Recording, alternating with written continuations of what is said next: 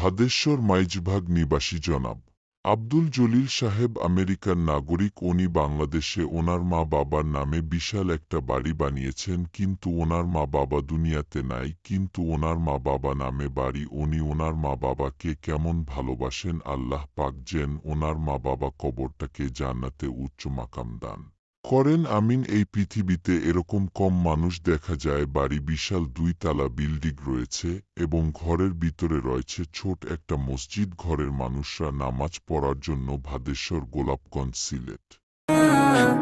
আল্লাহ নবীজির দয়া তারা পাবে না, হায়রে আল্লাহ নবীজির দয়া তারা পাবে না।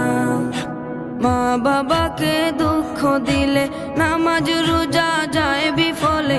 মা বাবাকে দুঃখ দিলে নামাজ রোজা যায় বিফলে। মার কলি যায় আঘাত দিলে খোদা সহে না।